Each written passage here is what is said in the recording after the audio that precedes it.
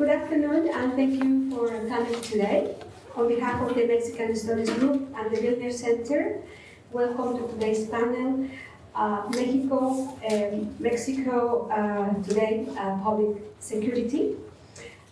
Students, colleagues, and friends, thank you ever so much. As you know, these panels would not be possible without your presence and your input. Thank you. I know it's very hot out there to be walking down the streets, but thank you. I would like to thank the Builder Center for hosting this event. Over the last 7 years, Professor Mauricio Font, the director of the center, has been very supportive. Thanks to him, we have been able to organize several events and seminars in our persistent effort to promote Mexican studies and scholarship. I would also like to thank our research assistant outside there, ladies sitting there, Rosalina Lopez. Thank you, Rosalina. And my name is Araceli Tinajero, and I'm a professor of Hispanic literatures here and at the City College of New York. Our first presenter today is Professor Melissa Forbis, and the other way around? Yeah, the other way around. Yes, thank you. Yes. The other way around is Professor Elaine Carey, and she will speak about Mexico, crime and security, a global past and present. Just to save some time, I mean, the Professor Carey's biobibliography is down here in this handout. As you can see, she's Professor of History and Chair of the Department of History at St. John's University in Queens. And she has authored several books, among them Plaza of Sacrifices, Gender, Power, and Terror in 1968 Mexico. And she also has co-edited Smugglers, Brothels, and Twine, Transnational Flows of Contraband and Vice in North America, among other titles.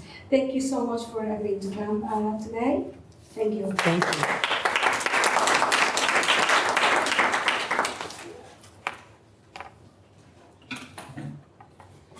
I want to thank Araceli and Rosalina for inviting me, also Eric Zoloff, who also got in touch with me.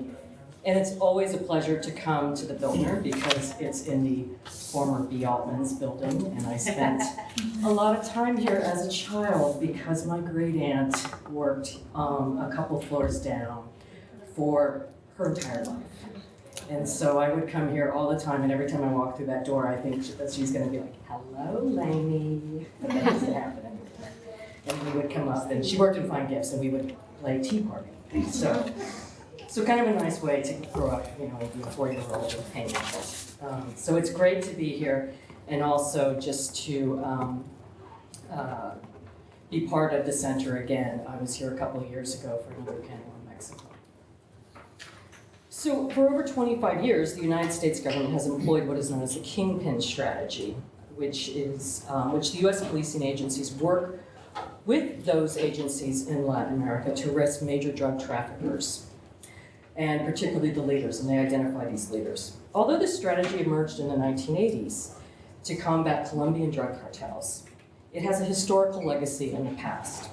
From 1933 to 1973, the leaders of the Federal Bureau of Narcotics and the Bureau of Narcotics and Dangerous Drugs, predecessors to the DEA, demanded the investigation of major drug traffickers in Mexico, or major drug traffickers in the United States who had contact with Mexican drug traffickers. So these were binational and global investigations because drug trafficking is a global economic enterprise. And one of the things that I'm going to talk a little bit about today is the kingpin strategy never has ended the drug trade, just as it currently doesn't end it.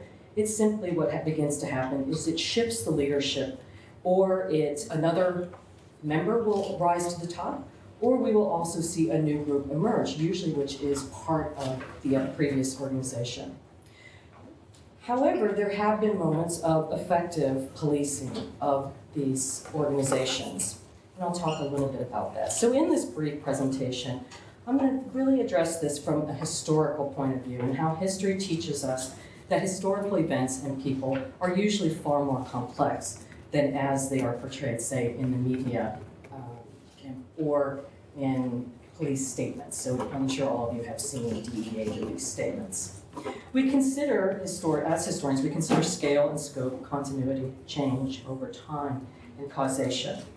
And like some thoughts on why this, and I would like to talk about why this is important to understand, why this historical approach is important to understand a shift that might occur towards less violence. I avoid the term security. I also try to avoid the term cartel because these are loaded with conflicting and undefined meanings. So while we know the causation of the drug trade from the introduction, initially beginning in 1914 with the passage of the Harrison Act in the United States, which is really what creates these policing regimes.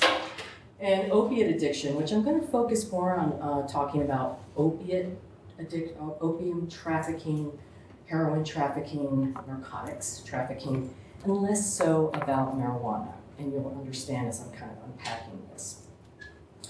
The addiction rates prior to 1914 were exceedingly high, particularly among women, because women were prescribed opiates for all sorts of ailments, considered from depression to menstrual cramps. It was also prescribed for asthmatics and those with respiratory illnesses. And in fact, the first pool of addicts were frequently created within the prison systems because they suffered asthma or other respiratory illnesses. What of course transpires is that with the prohibited regime is that this will move underground because doctors will have to keep records and they will have to report these to the federal government. And this not only happened in the United States, it was also happening in Mexico, and actually begins a little bit before in Mexico. So these are complex histories with many actors, places, and technological changes over time. So my comments are kind of drawn from my most recent book, Women Drug Traffickers, Mules, Bosses, and Organized Crime, to a new project that I'm working on called Trains, Planes, Automobiles, and Narco Ships, a Drug History. So I welcome your comments, criticism, feedback, insights, if you have them. So just a couple of things that I talked about is, I think this is a great headline, because this repeats over and over and over. And of course, the end to the drug trade in Mexico, or drug trafficking in Mexico. And this happens literally every other year, it seems like. There will be a major arrest, and this was not recently, this was in the 1950s. And the arrest was of Lola La Chata, the Mexico City crime boss, who's over there in the far corner. So these are kind of these repeating narratives. So what we frequently do not think about in these questions is that once you arrest somebody who is the leader of an organization, is that we know, and we have learned over time, that drug trafficking organizations, while they may have hierarchy within them, there are also vertical organizations that overlap across controlled spaces, whether cities, states, national borders, countries, across oceans. So they are not, by removing one leader, is in fact, there is no way that the organization itself is going to end. As Paul Kinney has demonstrated in his own work on drug trafficking, these are fluid and nimble organizations that are always portrayed as highly rigid. That makes great television, but it doesn't necessarily make for the truth. So this, in fact, for the rigidity and the hierarchies to be portrayed by policing agents is in part because it demonstrates that they're doing their job. But frequently, to police these organizations is far more difficult than even the headlines, and that really takes kind of unpacking them. So I'm just going to talk about a few. Paul Vanderwood, in his book, Satan's Playground, he briefly addressed the career of Hugh McClemmy in the 1920s. McClemmy ran a distillery in Tijuana during Prohibition, and he was portrayed frequently as a simple bootlegger, making booze and running it across the border. But Coast Guard documents demonstrate his distillery and his network spanned all of Baja California, and he also supplied organized crime customs officials. And in the internal documents by the Coast Guard, they claimed that there were a number of customs agents that worked for him along the US-Mexico border. He had a network of Mexican lieutenants within his organizations who oversaw his deliveries to the ports, Ensenada, and internal shipping lines. Like East Coast Jewish and Italian organized crime, he recruited World War I pilots into his organization. He and other smugglers used Ensenada as a primary port. Mexicans, Canadians, and Americans worked together to smuggle alcohol, but also drugs. So the World War I pilots not only were working out on the base of California, they were also recruited out here in Long Island, is because the planes were very light. They couldn't carry a lot of weight. They're not going to carry alcohol. And if they did, it would be very little. Instead, what they did is they communicated from the mothership to the launches and the speedboats that would go and pick up whatever cargo. But they could carry heroin. So that, because heroin is light, it's small, it's expensive, and it maintains its euphoric state when it's cut. So we begin to see highly skilled people involved in the drug trade, and many of those people initially were in fact trained by the US government and moved into the drug trade. It's not a news story. We've seen these in movies about Vietnam pilots. And the thing is that there were World War I pilots brought in very, very early. So both US and Mexican officials were talking about these cases and what to do and how to police them. Of course, Mexico in the 1920s had a series of other problems that they were dealing with. So this kind of created where, we have monitoring and then less monitoring, depending upon the time frame. So combined with the ships and the planes and the communication is that we see this kind of economic innovation, and pilots and ship captains and sailors were all instrumental. So Anslinger and others involved in the Department of Treasury, they are becoming more and more concerned, but also within other agencies. The Coast Guard is communicating that the radio communications of drug traffickers and those involved in rum running was far more sophisticated than anything they had. And we actually see a technological race between the United States government and drug traffickers operating in Mexico, in the United States, in Canada, in Honduras, and there's these networks of communication. Within Mexico in the 1930s, the Secretary of Health, as well as the Foreign Service, they are actively monitoring organizations, and they too recognize that this is a problem. They're communicating with Anslinger and Morgenthau, who was Secretary of Treasury. So there is this great kind of network of communication of trying to understand what is happening. Anslinger was particularly concerned about major cases, and one that I recently wrote about is the Maria Wendt case. It was initially Anslinger who wrote to the leader of the Secretary of Health asking that they put under surveillance Mexicans who were involved in money laundering through banks in Mexico City that had dealings in Shanghai. So we start to see these global networks, and they did. And they kept saying, well, this guy, he's just selling decals and running some rental properties. He doesn't seem to be doing much of anything. But what happened is in 1936, a woman comes into the port in California, and she is arrested with 56 pounds of uncut heroin. And from there, a huge network begins to emerge. And the case is very complex and it's very dramatic. It was turned into a movie called To the Ends of the Earth in 1948. But one of the things that comes out of this organization is that it was based in Mexico City. It was run by Natalie Loefenholz-Brandstatter and Anton Worth-Mueller, who were both highly educated. They were engineers who were smuggling drugs in heavy equipment.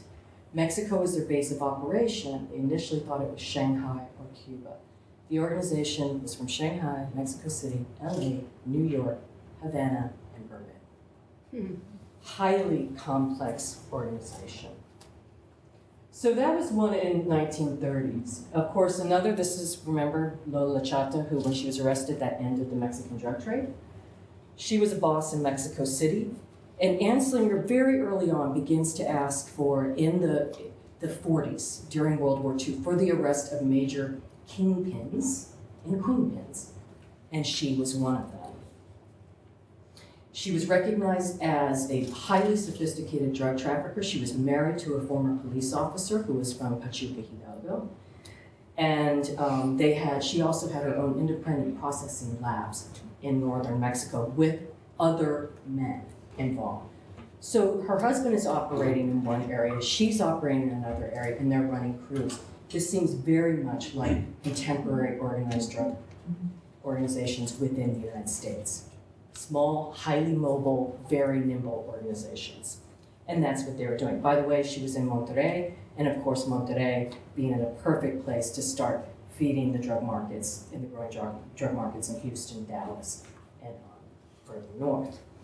So, so she was another famous one, and of course Ignacio de Gonzalez, La Nacha, who was a crime boss in Ciudad Juarez. She too had a highly effective, while she remained on the border, the US would try to extradite her multiple times, and she would be denounced on the floor of the US Congress as one of the key suppliers to the remnants of the Dutch Schultz gang and Lucky Luciano. That seems to be far stretch, because this is quite late in Schultz. It was dead for a while. So, but anyway, the fact that she is rumored to have developed the first quote-unquote cartel is instrumental on the fact that she was running massive networks supplying her heroin, she bragged, was sold in Toronto, New York City, Detroit, Chicago, LA, Houston, Dallas, you name it. So that meant she had these contacts. So people would, when I was first starting to work on women drug traffickers, they were always like, well, you know, where are they getting their supply? She had her own supply, she had her own fields. She was from the state of Jalisco, and she supplied, and then she had her own labs. So who are they supplying? Are these questions of where is the money? So one organization is the Ginsburg-Moody. This was a massive conspiracy case that was tried in the 1930s in the city of Dallas. And you can see it's men and women were involved. When they began to dismantle this organization, which took them years to figure it out in the United States, they found that their drugs were going to Chicago. But where were they originating? It was Asian-based and Mexican-based heroin. The heroin from Asia was coming through Mexico, so Mexico was a key transshipment site. It was most likely moving through organizations like the Logan-Holtz-Brandstatter, and they started with Maria Wendt. They're operating out of Mexico City, and they are bringing drugs in and moving them around. So they were not only coming into, sometimes they would bring them into US ports, and then bring it down to Mexico for processing, to be cut, and then smuggled back into Mexico. They were also bringing drugs in on the West Coast, too. So they were actually dismantled, and this was considered one of the greatest drug trafficking busts ever.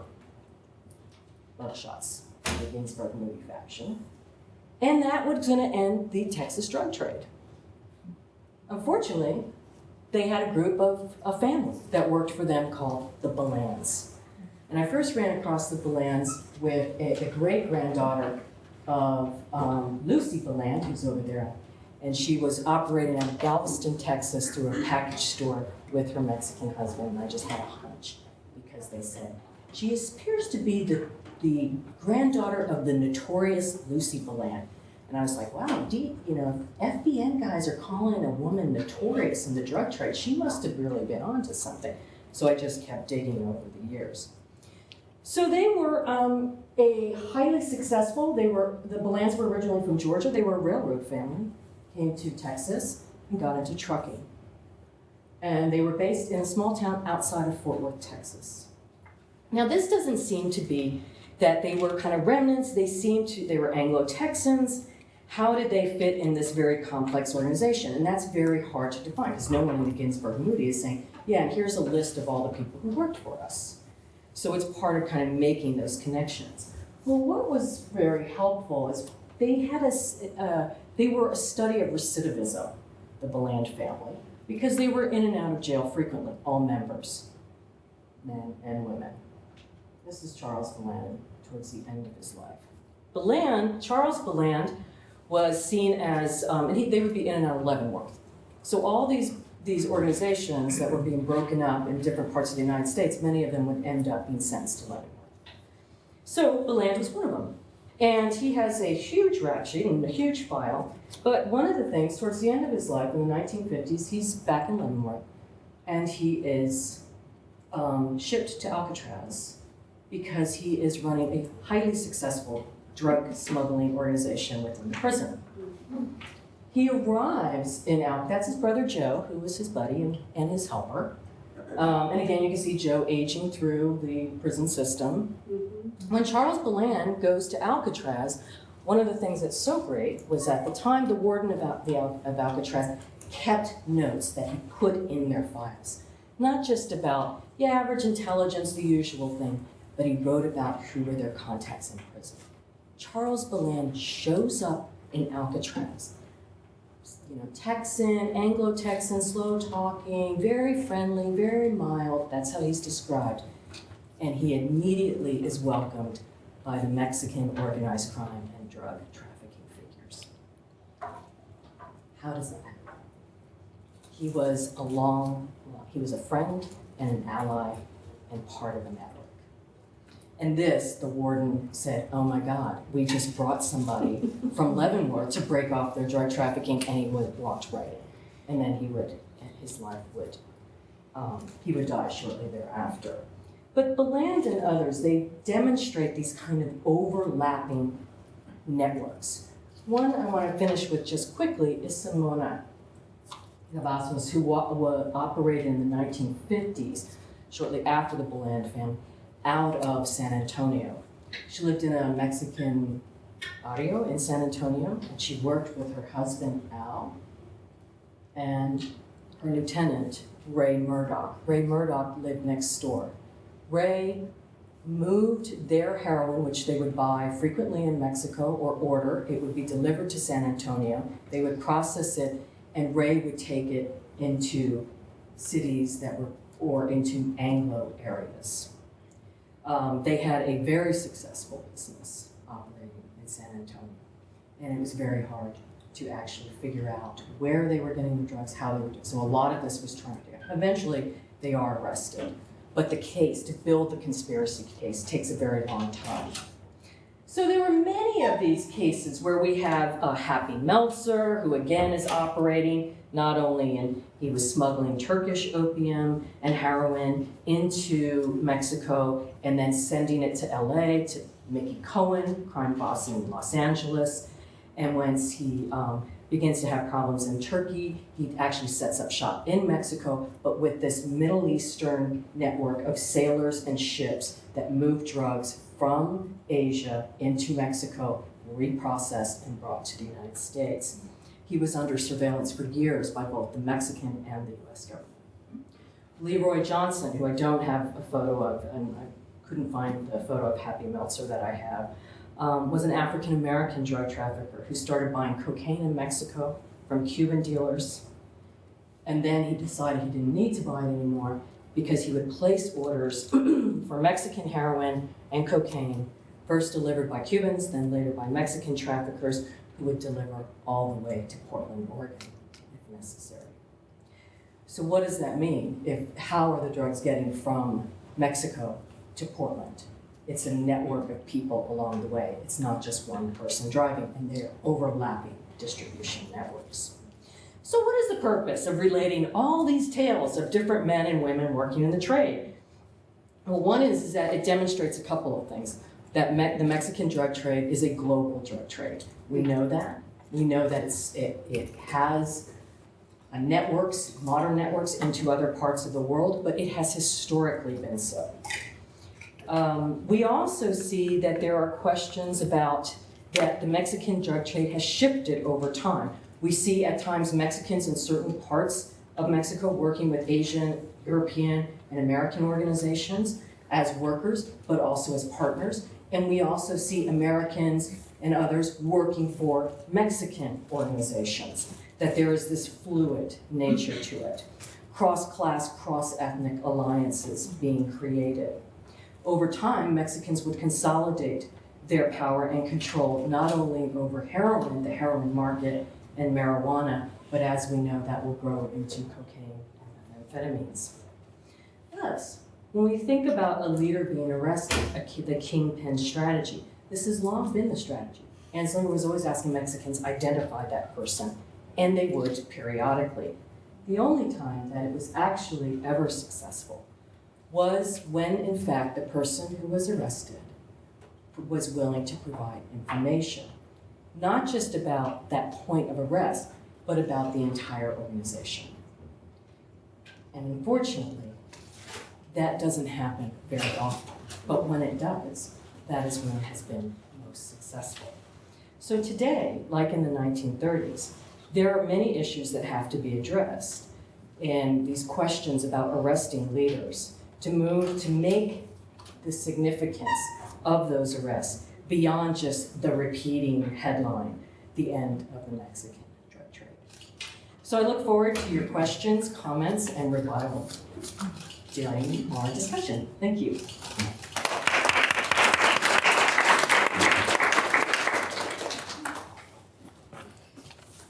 Thank you, Professor Carey.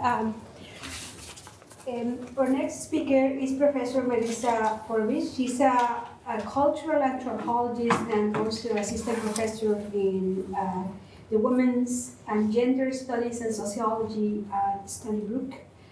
And she's going to talk about the other side of violence in Mexico, organizing for social justice in the security state and beyond. Thank you.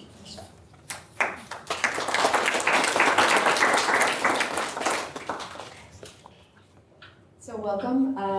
I'd like to thank first Araceli for the invitation, Elaine for her wonderful presentation, and Rosalina for the help getting all this together.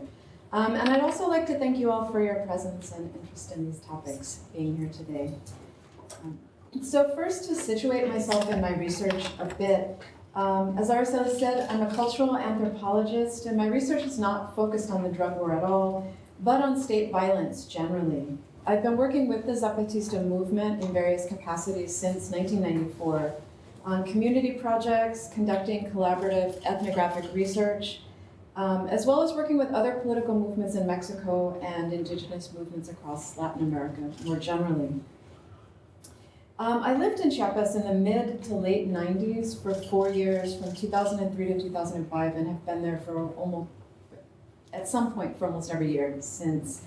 And right now I'm coming to you from a year living in Mexico City as a visiting researcher at the UAM Xochimilco. I'm also coming here fresh from teaching a class yesterday in a course I have, Gender and Social Movements in Latin America, where we focused on the military dictatorship in Argentina and the Madres of the Plaza de Mayo. And I was really struck watching the documentary and thinking about this talk today by some of the parallels of Argentina then and Mexico right now. There are clear differences, however, to how these techniques of state violence are unfolding in a very different era. So one that we might categorize as moving from a neoliberal to a post-neoliberal moment. So Latin American transition from neoliberal policies to whatever might come next, post-neoliberal. And in a country that was heralded really not that long ago as being a beacon of democracy in the region. I was in Mexico City as the Ayotzinapa case unfolded and exposed that fiction of democracy. The state's involvement became clear in the forced disappearance of 43 students from the Escuela Rural Normal, the rural teachers' college, and several were killed at the time. And that was September 26th of last year. We're in the 12th month now of the forced disappearances. Last fall, there was a palpable sense that there might be a profound transformation of the political system in Mexico. It felt like 1994 to me, actually, there in Mexico City, in the marches. There were hundreds of thousands marching, protesting. It drew from every sector of Mexico. And the universities were on, schools were on strike. There was massive international solidarity. And then nothing happened. Not a single member of the Mexican president, Enrique Peña Nieto's cabinet has stepped down. Congress hasn't done anything. And the Mexican government continues to block independent investigators from interrogating the soldiers who were on duty the night of the massacre or allow them access to nearby military bases. As I was preparing for this talk, I also found it, and I really need to note this, so this is a little bit new work, but I found it hard to narrow the material down to present to you today. There's so many pieces and so much evidence of the state's role in this violence. Every day seems to bring a new horror to light.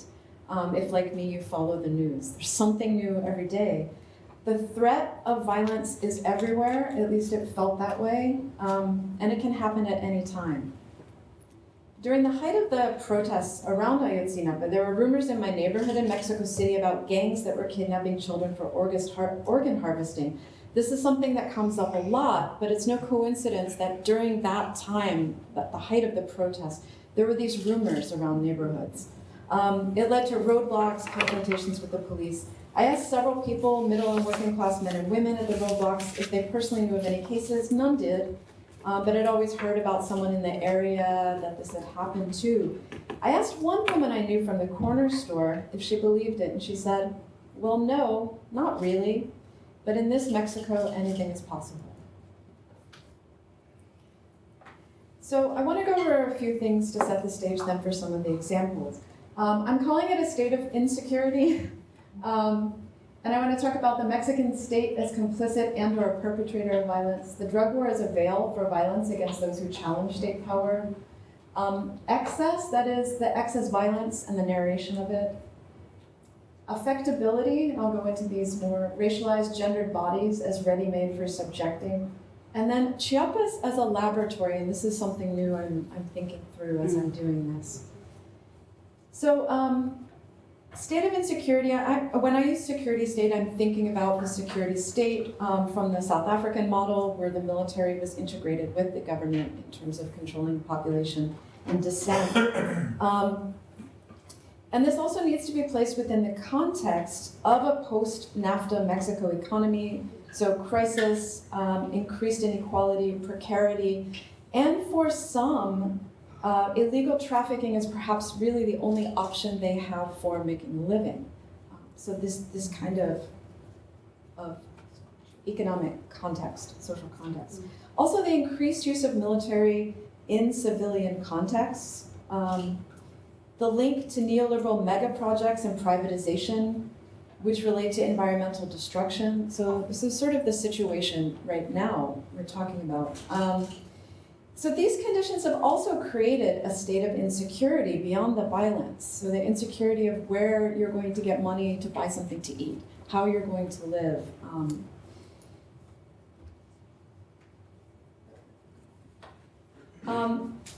As we know, impunity has long been naturalized in Mexico, despite this turn to democracy. But now we can see that the drug war has been a cover.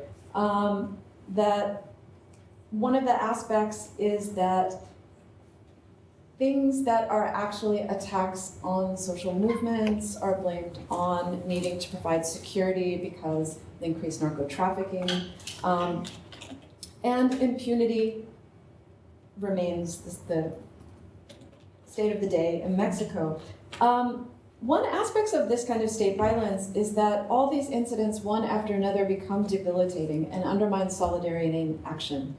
So really another part of the state of insecurity is fomenting fear. And that's when I turn to this idea of excess. Fear, the use of fear to control movements that challenge power. And I want to try to think through this more in terms of the affective power of this kind of violence. So how does this violence affect people in their day-to-day lives? What effect does it have on them, thinking through how they might create social change, how they might stand up to some of the things that are going on. Scholars such as Begonia Arrechaga writing about violence in Northern Ireland, state violence in Northern Ireland, and violence in the Basque Country where she was from, talk about how state violence functions as a phantasm, as a ghostly presence. So we're talking about low-intensity war, and definitely in Chiapas it felt that way. That is, it was everywhere and nowhere. It was often hard to point to direct acts with certainty. We know, but how do we know? What will happen next? And the drug war has functioned much in this way, much like, I would say, surveillance in the US post-9/11 era. That things are happening, but how do we know who's doing them? And there's this sort of generalized sense that the state is in the background. Rumors swirl around, and again, these rumors are a product, I would say, of the excess of violence that has intensified since 2006. And I can talk about some of this kind of the way rumors tie into this a bit more later. Ana Esther Ceseña, who's the coordinator of the Latin American Observatory in Geopolitics and works at the UNAM, wrote in April this year, talking about the new capitalism, global capitalism. Ayotzinapa is a limit. It's a symbol. It's the peak of the iceberg or a cleavage. And yet I would argue it isn't. Certainly the recent murders, multiple murders in Colonia Narvarte in Mexico City have hit home again. And now people are saying that's the limit. This new thing is the limit. So we're saturated. People are saturated into inaction by all of these kinds of things. What I'm going to try to do is use a frame that maybe can bring some of the elements of this other violence together. When I talk about affectability, that is the way that these colonial categories of race and gender still exist, and certain bodies are seen as ready for subjecting, as lives not worth living, as any challenge to power, they must be subjected to power. So I want to talk about the racialization and feminization of state violence. The other sort of frame that I'm trying to work with, and we can talk about this more here, is reflecting on living in Chiapas in a low-intensity warfare situation, which I did from the mid-90s to 2000. And thinking about the way that this has been a laboratory for some of these state techniques that are going on today, but it also has been a laboratory for resistance. So it's both things. And I've been trying to think through how the Zapatista movement in Chiapas helped shape a larger global movement, a shift away from an electoral left that many saw as ineffective in creating change, to claiming and creating autonomous spaces for political action. So this has been, I would say, it's one element of new social movements throughout Latin America, is claiming different kinds of spaces, more horizontal organizing versus vertical organizing, and new community in the case of indigenous peoples for territorial consolidation, self-determination. On the other hand, it's also, there was also the militarization of everyday life. So a third of Mexico's military was stationed in Chiapas for a domestic situation, domestic conflict. The blurring of boundaries of police, military, paramilitary elements, and again, low-intensity warfare, which despite the name low intensity had moments of spectacular violence, like the massacre in Acteal. So rumors spread. But what really stands out is the staggering nature of the impunity of all of this. Who are the targets? And I'll go through these categories with some examples. So students, indigenous movements, women, human rights, social justice activists, journalists, and migrants are some of the targets when I'm talking about this other violence. Tactics, threats, rumors, discrediting that, this Colonia Narvarte, well, they were at a late night partying, or it was a robbery. Disappearances, murder, including rape, torture, and mass graves. Under President Peña Nieto, there have been 81 cases of forced disappearance of human rights defenders. So just to give you human rights defenders, versus 53 under the Calderon government, which everyone thought was the worst. They've repeatedly called on the government to approve legislation. And according to Mario Patron of the Miguel Agustin Pro Human Rights Center, there have been more than 26,000 cases of forced disappearances in the past 8 years. And I'm going to show you a lot of these infographics, not necessarily to focus on them, because the numbers are always shifting. In some cases, they're going up, but the numbers are disputed because the government doesn't actually report the right amount of numbers, and it's hard to find out what those numbers are. But it's an interesting thing that it's almost like a meme now. Take the map of Mexico and put up some numbers of what is going on. Mexican NGOs revealed that the massacre of 22 youths, and this didn't even make the news for like 3 or 4 months. Last year, June 30th in 2014, in Tlatlaya, in the state of Mexico, 22 youths were killed by the military, was in response to an official directive which called on the military to, quote, finish off suspected criminals at late hours of the night. Meanwhile, this past July 11, Chapo Guzman mysteriously escaped from jail through a mile-long tunnel in Mexico's highest security prison 2 weeks after the US had formalized his extradition request. So to put some of that in context, these are mass graves, which is another element that's going on. So it's harder to identify remains of people if they're in mass graves, obviously. And this is the density of mass graves in Mexico. 1,243 mass graves have been found. So to shift now to some examples of the violence, and there are many examples, and I'll just go through a few to really try to put this in the frame of who's being targeted and looking at it as a directed campaign to those who challenge power. So students and Ayotzinapa, like I said, we're in the 12th month. Ayotzinapa had a long history of resistance. Revolutionary leader Lucio Cabañas went to the school, as did many others. These schools were formed after the revolution and have remained sites of actually resistance and creating conscience among rural, but also indigenous. So there's the shift from using indigenous to using campesino, peasant, and have been targeted in 2003 in Chiapas, Mactumatza. The government has been trying to shut these schools down. There was a campaign to shut that down, demonstrations, it was shut down. There have also been cracking down on students. The Yo Soy 132 movement, formed 3 years ago, was a democracy campaign by students against Peña Nieto's electoral campaign. And they've been seen as a voice to be silenced because they've been strong critics of the government.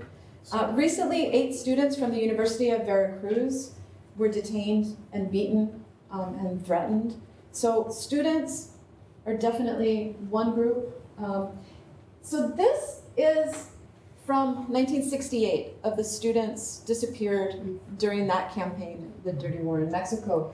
This is from one of the marches last fall that I went to of the Ayotzinapa students. We can see this historical continuity even in the images. We wouldn't necessarily know when this was. And this was another thing that circulated. Ayotzinapa, it was the state, the official emblem that the students were putting up.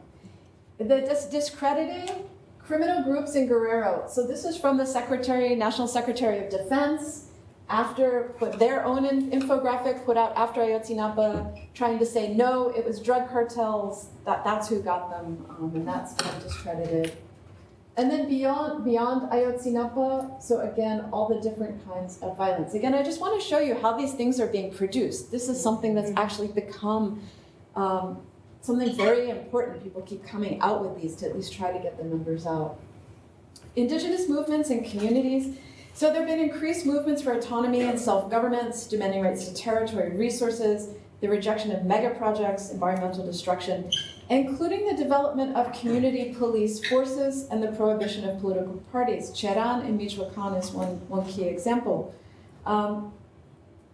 This is a map to show indigenous conflicts, and it includes things like hydroelectric projects, agricultural cement factories, all of these kinds of mining, and the majority of these conflicts are over these kinds of mega projects. A lot of them are done without previous consent. A lot of them are just imposed. So to show the conflicts that are going on right now in indigenous communities in Mexico. I'll give one example, the Yaqui. There's a war over water in the state of Sonora. Their rivers have been contaminated by mining. The state authorities, their main river they've used, are using part of it for a dam. The people don't have enough. They weren't consulted. They're not being given enough water. They get nothing from this project. And they've been protesting for 5 years. In the past year, many of the leaders have been jailed without really charges being brought against them or trumped up charges. So this is one campaign. This past July 19th, the military entered the indigenous community of Stula, Michoacan, and took prisoner the leader of the local community police force. At the same time, they killed a 12-year-old boy while they were taking him prisoner, who just happened to be at a store nearby. It's also a town with a long tradition of social activism, much like Ayotzinapa, and has also successfully defended itself for years, both from narco traffickers and corrupt police. So this community police tradition comes out of indigenous tradition, and it comes out of people saying, we're fed up. No one's protecting us from this one group, and also we're actually being attacked by state forces, so we're going to defend ourselves. Things have happened in many other states, and including in Chiapas, there have been renewed attacks and assassinations in Zapatista communities in the past years after an amount of time where there weren't as many open attacks. Feminicides and women's rights activists. The National Citizen Feminicide Observatory says that about 6 women are killed a day in Mexico. The majority of cases are men in their lives, and the women are often blamed that it's their fault or crimes of passion. Again, impunity reigns. 24% are investigated, 1.6 are sentenced. And the question for most women is, why even report this? This really isn't seen as a crime. Mm-hmm. And I'm making the case that this is. So this feminicide is part of this strategy, again, through affectability. Whose bodies are worth protecting? Which citizens are actually seen as having rights, is the question. Violence against women, and this overlaps with violence against women human rights defenders, so it's a continuum, has been increasing. New thing. Not simply those who work on issues of women's rights, but there's been gendered violence against these human rights defenders. Especially, and this is interesting, so the violence has a gendered component, meaning that it's more than just threats or assassination, that there's something more, like rape or extreme torture treatment. The interesting thing is many of those were human rights defenders who worked on the defense of land, territory, and natural resources. Happened to be women. Last month, the Office of the International Service for Peace in Chiapas was trespassed, and there was a note that said, "Be careful, white girl," to the woman who worked in the office. There have been so far, since 2010, 36 women's rights defenders, community leaders, social activists, and journalists murdered, according to the National Network of Women Human Rights Defenders. The most dangerous state is Guerrero, where Ayotzinapa is based. 9 women's rights defenders have been murdered. In 2012, 414 other attacks, threats, psychological harassment, excessive force, and sexual violence were registered in the region. The Mesoamerican Initiative of Women Human Rights Defenders found that almost 90% of the attacks were committed by state forces, police, soldiers, and government officials. The Colombian Narvarte case, assassination, cuts across many of these categories. Nadia Vera, whose picture this is, and 4 others were murdered in her apartment in Mexico City on the 31st of July. In an attack that really has terrified many human rights defenders and others in Mexico, because Mexico City was seen as a sort of place of refuge when people were being threatened, a place where they could go that it wasn't as violent. She was raped, tortured, shot in the head alongside her friend and journalist Ruben Espinosa, and both had left the state of Veracruz because they had been threatened and intimidated, and they publicly blamed it on the state governor. The interesting thing, and why I'm tying it together, is 3 other women were also killed. And they were almost, it was something that wasn't even worth mentioning in the news. So 2 were her roommate, 1 was a woman who happened to be cleaning. She campaigned, Nadia Vera, against attacks on journalists, other kinds of projects. She was also a member of Yo Soy 132, the student democracy movement, and had publicly spoken in a documentary about the number of disappearances and warned that if anything happened to her and her colleagues, Veracruz's governor Javier Duarte would be to blame. She said, "We want to make it very clear that our security is totally the state's responsibility because they are the ones who send people to repress us." Shifting to journalists. And this segues into journalists. So her friend who was a journalist in Veracruz was killed alongside her. June 30th, a month before these murders, the governor had publicly issued a not very veiled threat against journalists in the state, saying, many, quote, media workers had ties to organized crime. Behave yourself, he warned. We know which of you are on the wrong path. We're going to shake the tree and many bad apples are going to fall. And he continued, Free expression shouldn't be confused with providing criminals with a voice via the media. And again, criminals here are anyone who challenged state power in these cases. In the murder itself, they were saying this was a robbery, so no one's been brought to justice yet at all. It was a robbery, they were partying, it was something gone wrong. In total, 12 journalists who cover Veracruz have been killed since Duarte took office on December 1st, 2010. Many more have been forced into exile. Official statistics show that 103 journalists have been killed in all of Mexico since 2000, as well as being silenced. The journalist Carmen Aristegui, who some of you might know, who is a well-known, she's won awards for her journalism. She was actually fired from her radio job. She had been covering Ayotzinapa since the beginning, but also her team had tracked down corruption surrounding housing, sort of houses, with Peña Nieto and his wife, and was fired from her job. They said she'd done all these kinds of things that she hadn't. So it's interesting, this kind of silencing of journalists as well. She's perhaps too famous to do something more to, and that maybe protects her a bit, but maybe not. And again, this says, without journalists, there's no journalism. Without journalism, there's no democracy. So the last group, migrants.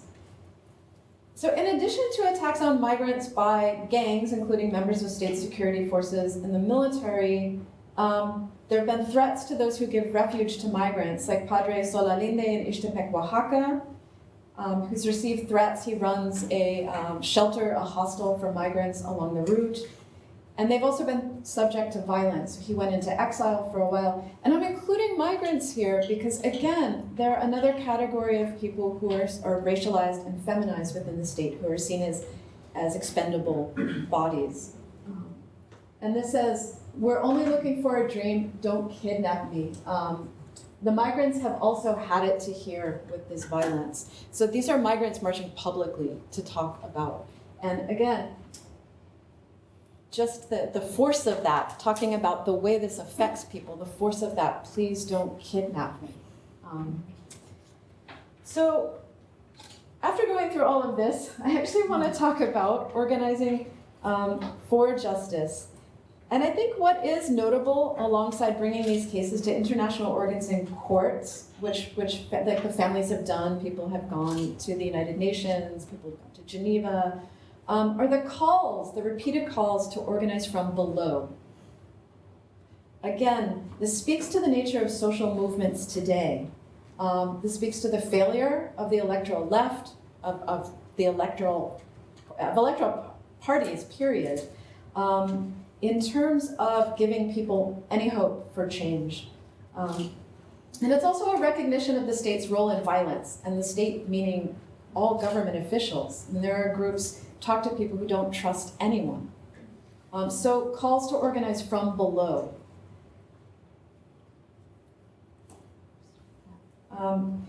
Also the failure, well, or not necessarily failure, but people see the way that governments collude with each other to cover up violence.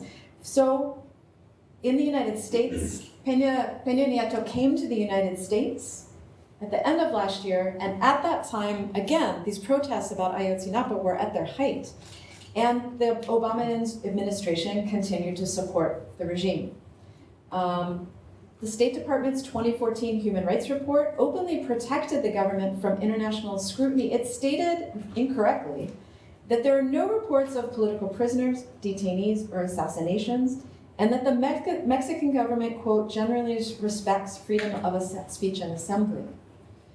The supervising officer for that report, Roberta Jacobson, who was U.S. Assistant Secretary of State for Western Hemisphere Affairs, was actually nominated by Obama to be the next U.S. ambassador. So at the same time, while turning a blind eye to this crisis in Mexico, she was quick to condemn human rights violations in Cuba, and in fact said, Mexico supports us in condemning these human rights violations in Cuba. Within Mexico, there's been many marches on many issues. Part of the problem is there's so many issues and so much violence. But there have been, so for example, the families of the Ayotzinapa students met with the Zapatistas, their indigenous communities meeting together with other sectors, talking about feminicides, but also small things, so it's groups trying to get together. For example, the closure of social spaces, like the Multiforo Alicia, which is in Mexico City, which is a cultural center for more urban political movement, radical political movement. And these spaces are starting to be closed now, or threatened to be closed, because they're places that have organized. So a lot of these spaces are being targeted, and we might think, well, it's just one little space for these, they listen to, radical music or whatever. But they're all part of a network. I think, like Elaine was talking, these networks that are important for different kinds of things. So beyond borders, and this is the thing I want to end on, and I think this is really important in thinking about this in a global frame again.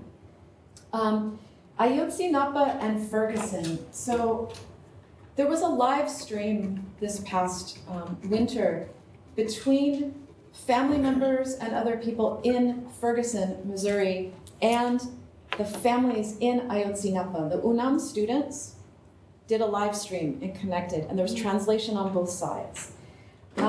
It was really powerful because you could hear these voices speaking across the border saying, we face the same thing. So family members of Mike Brown and others saying in Ferguson, we understand what you're going through, it's the same here. And the family members in Ayotzinapa saying, we wish we could support you because it's the same here. This is a graffiti. They tried to bury us, but they didn't know we were seeds. That was in the wall of the university where I was in Mexico City. And this is a bus stop in Ferguson. They tried to bury us. They didn't know we were seeds. The other thing,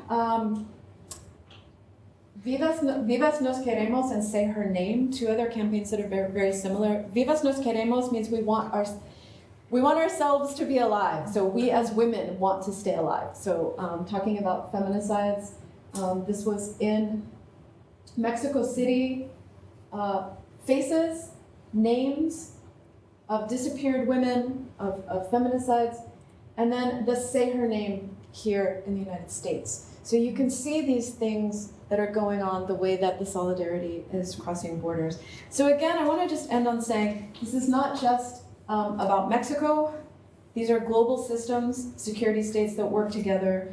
And again, these things I think highlight the racialization and feminization of the violence, the systematic devaluing of certain lives. There's a tribunal that I'll just briefly say, International Tribunal of Conscience about the human rights crimes in Mexico, and I can't open the page, but it's happening here in New York City, 9/25, 9/26. It's the end of a 3-year process where people gathered testimony throughout Mexico on different topics, and they're presenting it in front of an international jury. Noam Chomsky is one of the jurors, as well as many other people. And then finally, this was at one of the marches last year of high school students. And her poster said, I'm not afraid of government repression, but the silence of the people. So I just want to end there.